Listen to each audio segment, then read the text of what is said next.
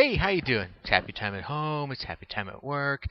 And what we're going to be talking about today, oh, I'm sorry. Let me start off a different way. Hey, welcome to Your Success at Last Tips to Improve Performance. I'm your host Tracy Brinkman, and like I was saying, it's happy time at home. It's happy time at work. I want to talk to you today about the subject of conflict resolution. When personal or even professional relationships are struggling, the stress about it can negatively affect just almost every area of your life. If you're having problems at work, it's going to bleed over into home. Got problems at home, whether it's with the spouse or the kids, it can bleed over into work. So I want to share with you some tips and techniques about handling some of that stress and some of that conflict, resolving some of that conflict. Three little ones. Let's start off with these first here. We're going to talk about first off. I think one of the first tips you want to deal with is acknowledge that the conflict exists. This is one of the things that really it's probably all about common sense. But how many times you just kind of hold it in and grumble and let it fester and build up, and then something really stupid happens later on, and you blow up. And then you get a really huge conflict, probably over something really silly like you left your socks on the floor again. So, first thing, whenever a conflict erupts, admit it. Get both parties on either side to say, hey, we're having a problem. Let's talk it out. Which leads right into the second topic, which is communicate. And you need to communicate despite the conflict. Right? You got to be able to talk. And I think if you tackle the conflict when it's small, keeping those lines of communication open is a whole lot easier. How conflict is handled really determines the happiness and the longevity of any relationship, whether it's a business relationship or a personal relationship. So communication is essential. It's an essential relationship tool. I mean, we all know that. You can't get along with your business partners unless you talk things out, whether it's ideas, business strategies, even conflicts. And the last little one I want to chat with you about is you have to prioritize your relationships, your business relationships, your personal relationships over the conflict that is happening.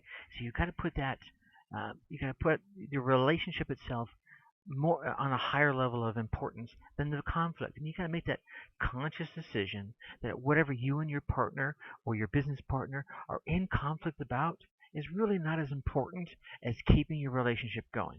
Well, unless, of course, you don't see it's going to be going forward. No, then in case maybe it's easier to get that conflict of separating the relationship out of the way. But I think that's really a whole nother topic that I'm not even going to tackle because conflict really happens between two parties when they got different views, different interests or goals, which really kind of seem incompatible with one another.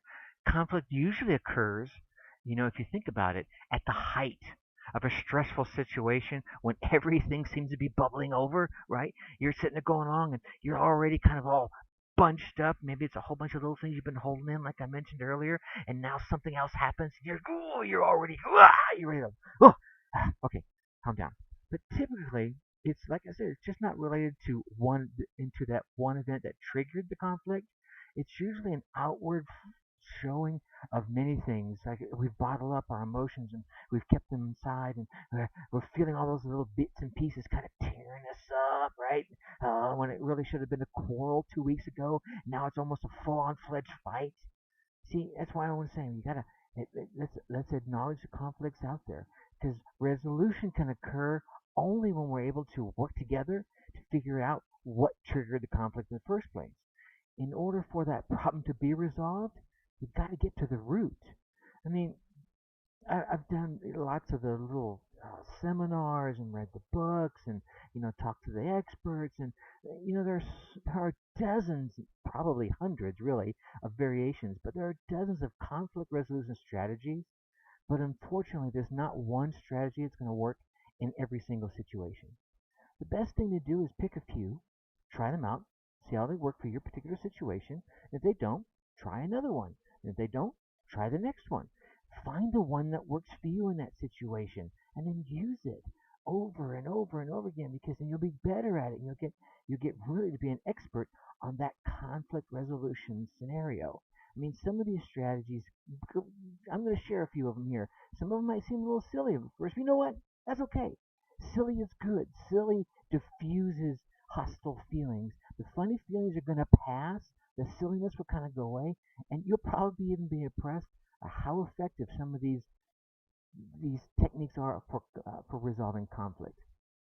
Now, to realize the best effect from any conflict resolution strategy, everyone first, you've got to agree on ground rules, right? You got to put it out there. You got to say, look, hey, right, if we're going to fight, right, here are the rules. Boxing has rules, right? Football has rules. Even UFC has rules. They're pretty lenient. But, if you tap out, it's over. Hey, I'm done, right? He goes, I'm done. Don't choke me out, right? No, but you got to have some rules.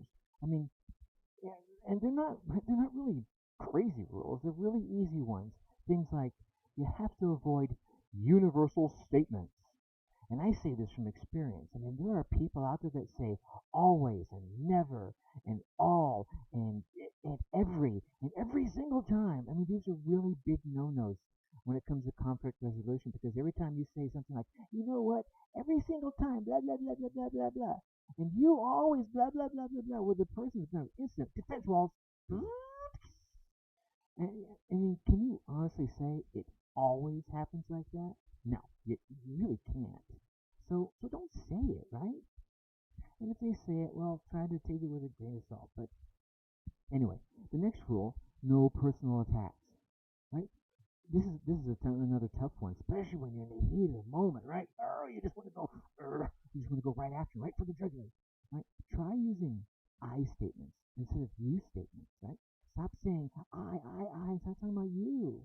You start making it about the other person. Start letting the other person feel that you're sincere and concerned. I mean, you could say things, when you throw your clothes on the floor, it really makes me feel like I'm the maid.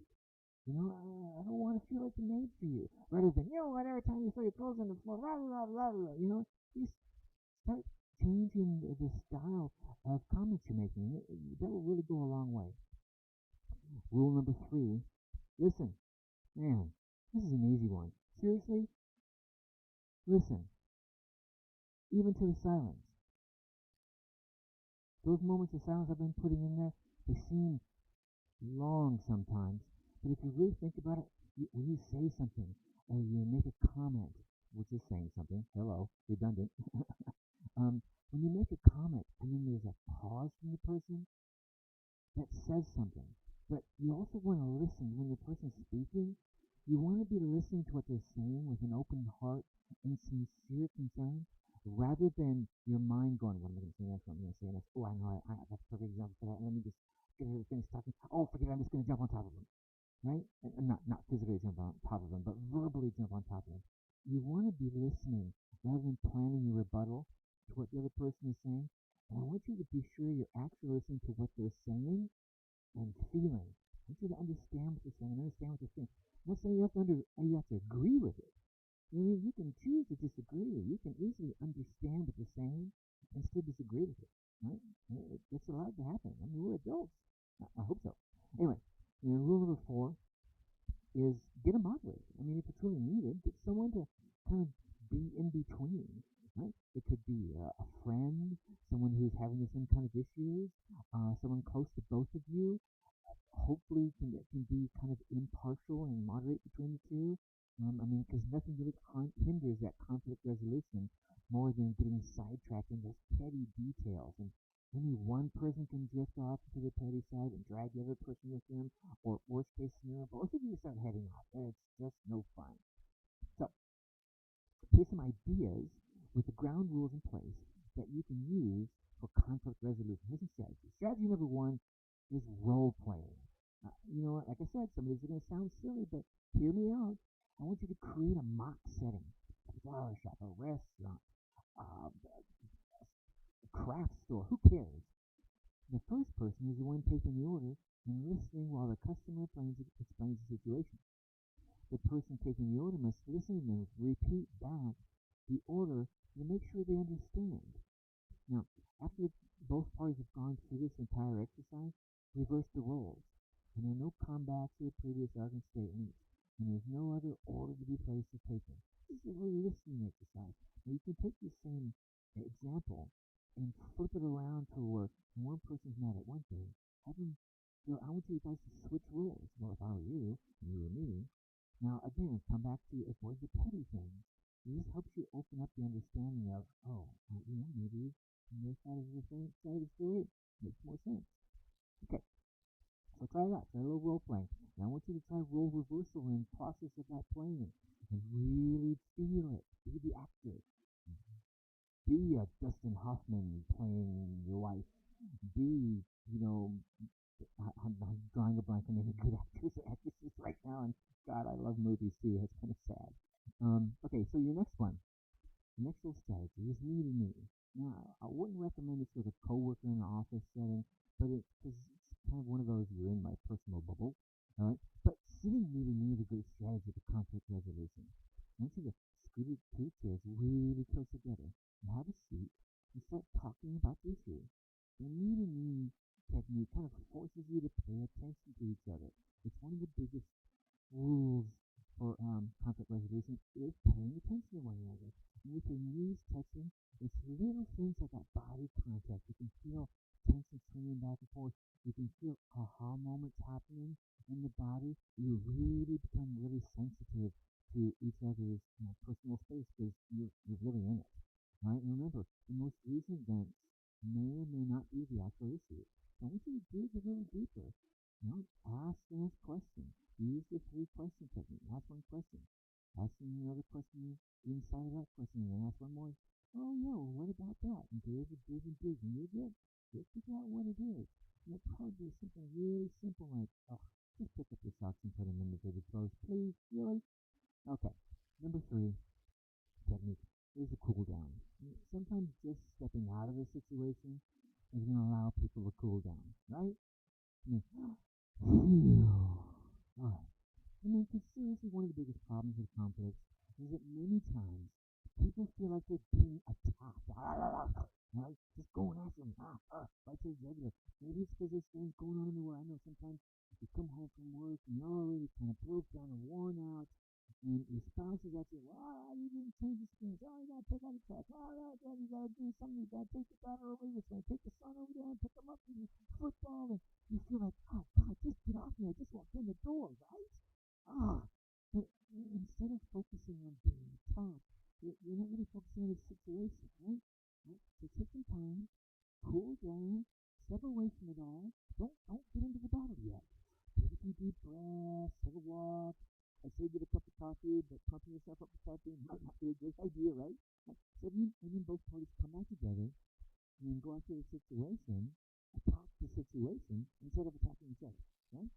But key to this, excuse me, sorry for that. I want you to designate an appropriate time for cool down. Don't just walk away, right? You've been there. Hey, what? You're just gonna walk away from me when I'm talking to you?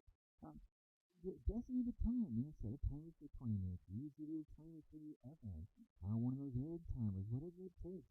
But with the iPhones and all the technology nowadays, you can set virtual timers on your phones. And, look, it's 25 minutes. Let's go back and sit down and come back. But I want you to go do something else. Read a book or surf the net. Something just totally get your mind off of it. And then come back and start resolving whatever the issue at hand is. And again, come back to that digging deeper. Remember to listen. Get a moderator if needed. Do a little role play, whatever it takes. These strategies, these tips, these really 6 tips and 3 strategies I've given here are great for conflict resolution. And if one doesn't work, like I said, try another one. And if none of these work, you're like, really, Tracy, I am not going to sit there with my meter with someone. I'm not going to do role playing because I'm not going to pretend to be my wife. And forget cooling down. I want to get this done now. But there are other techniques and tips out there. If you're on the website, www.yoursuccess